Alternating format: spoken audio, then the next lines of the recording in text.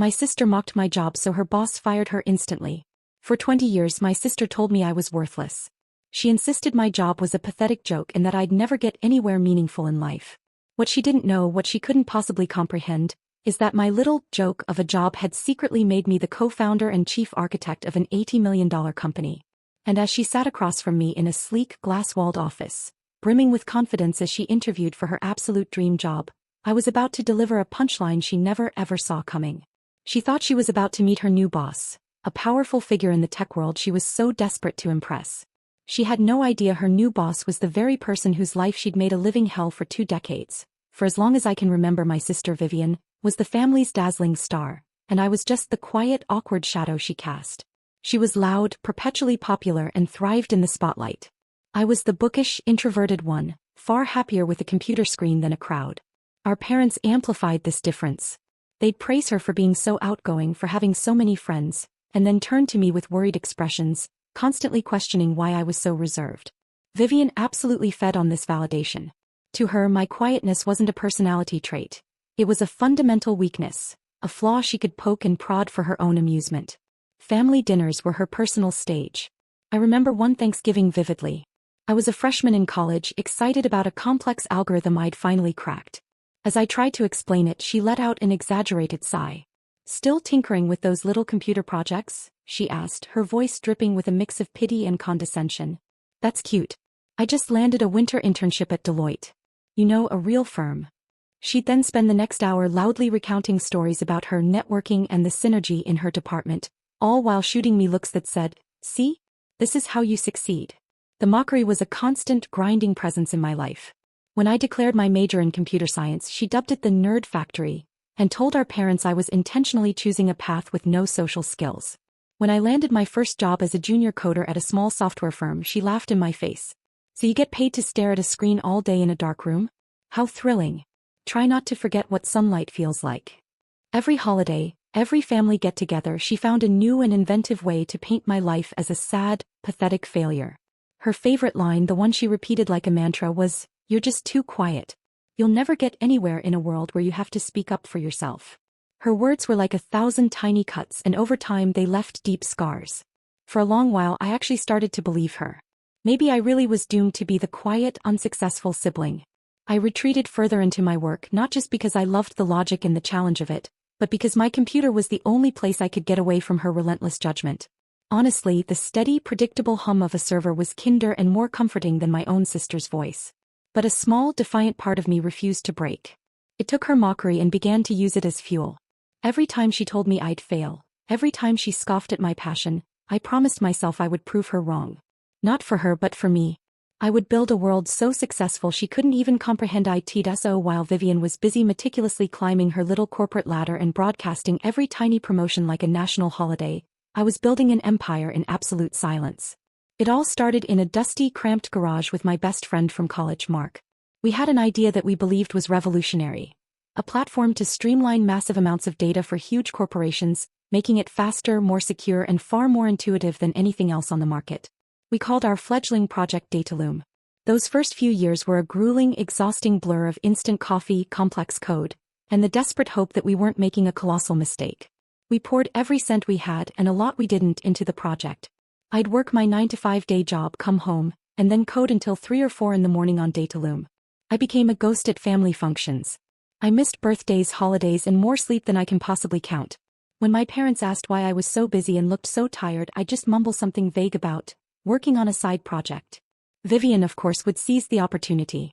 "Another one of your little computer games?" she'd sneer across the dinner table. "You're going to burn yourself out for nothing." I never corrected her. I just let her believe I was wasting my time. Her ignorance was my shield, the perfect camouflage for my ambition. Our big break came after 3 years of non-stop grinding. A major tech incubator in Silicon Valley saw a demo of our platform. They understood our vision. After a week of terrifyingly high-stakes meetings, they invested.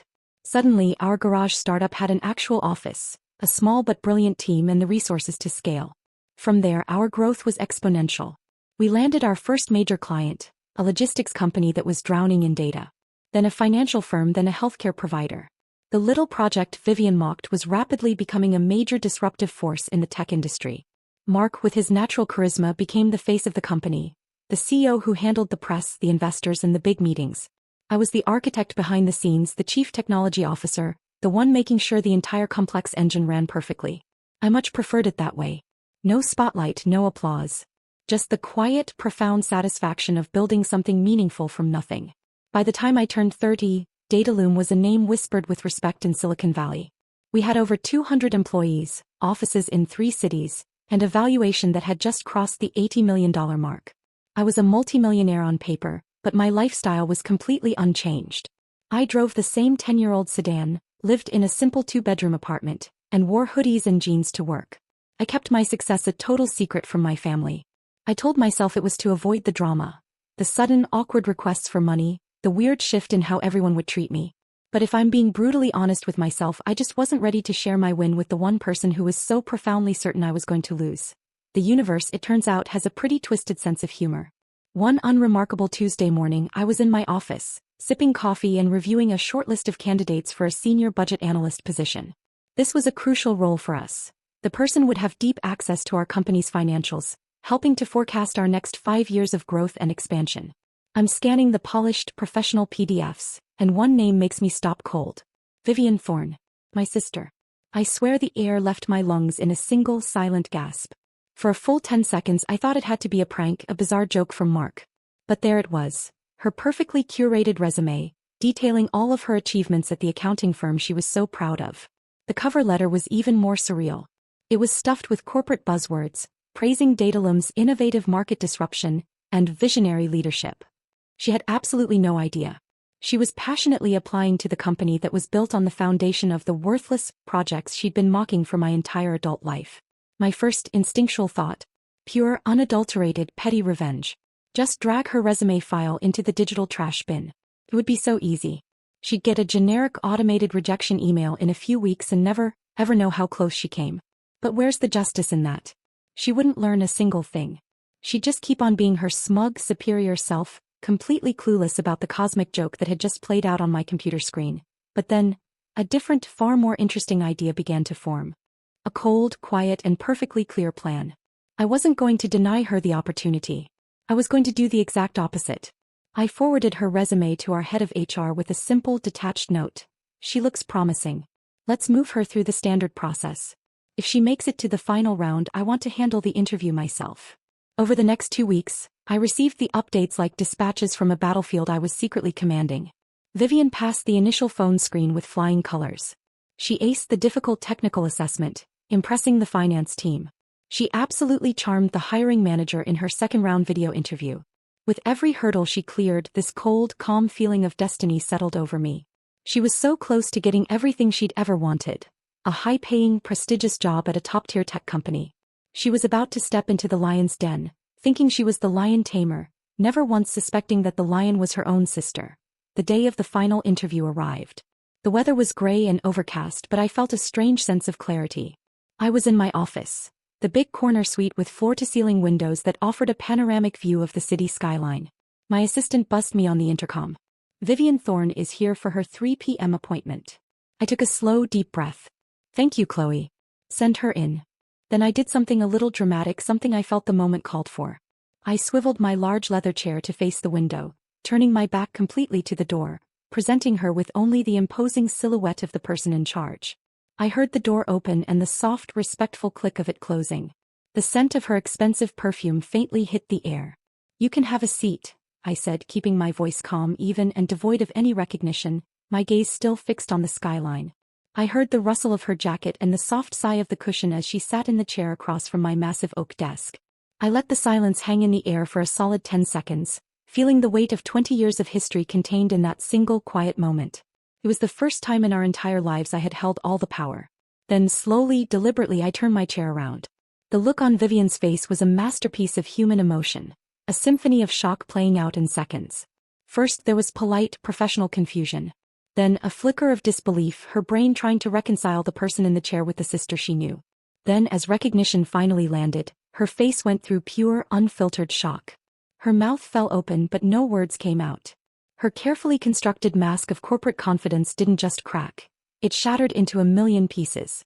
"Hello, Vivian," I said, allowing a faint, unreadable smile to touch my lips. "Fancy seeing you here." She just stared, her face ghostly pale. She looked from me to the nameplate on my desk, then back to my face. What are you doing here? She stammered, her voice a reedy whisper. She looked around my huge office, at the modern art on the walls, the stunning view, as if she were trapped in a bizarre hallucination. I work here, I said simply, letting the words land.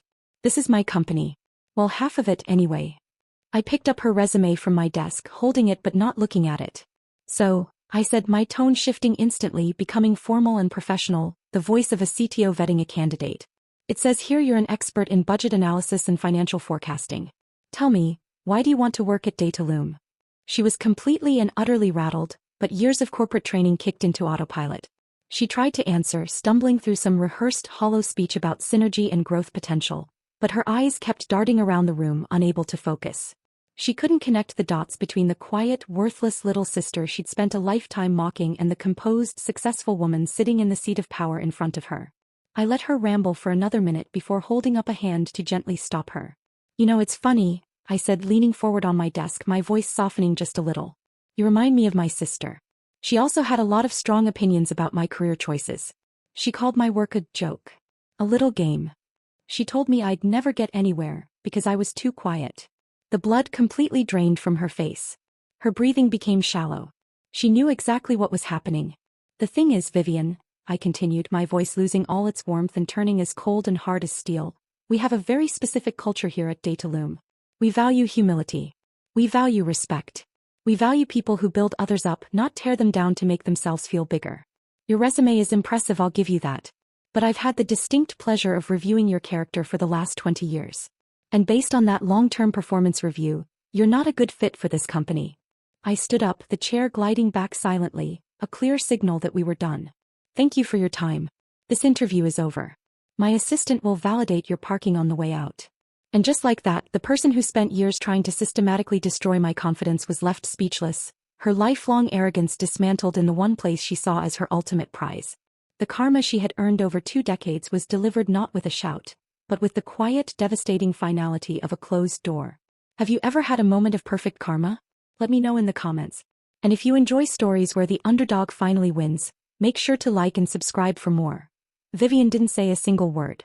There were no arguments, no pleas.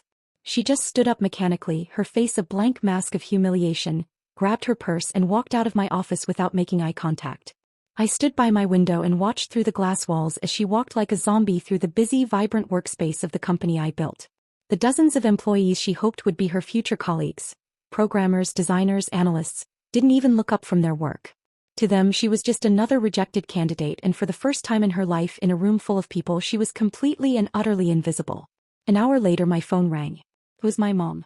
What did you do to your sister? She demanded, her voice frantic and accusatory. She came home in absolute hysterics. She said you humiliated her, that you set her up and sabotaged her dream job. How could you be so cruel? For years, hearing that tone from my mother would have made me crumble. I would have been the one to apologize, to smooth things over, to take the blame just to keep the peace. But not anymore. Calmly, methodically, I walked my mom through the last 2 decades. I reminded her of every snide comment at Christmas, every condescending question on birthdays, every single time Vivian went out of her way to make me feel small and worthless, all while my parents just watched. I didn't sabotage anything, Mom, I said, my voice firm but not angry. I let her be judged on her merits by my team and she passed.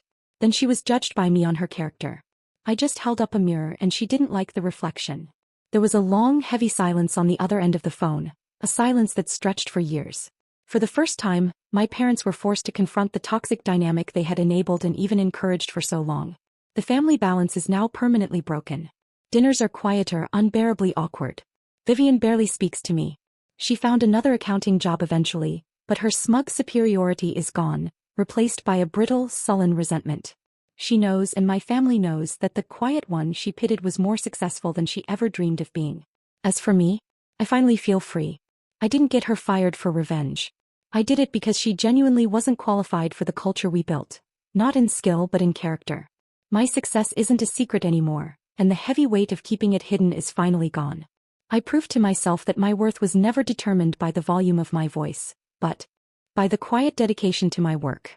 And every morning when I walk into the office of the company they said I could never build, I remember that the best response to those who mock you is to build a life so successful they have to apply for a job in it.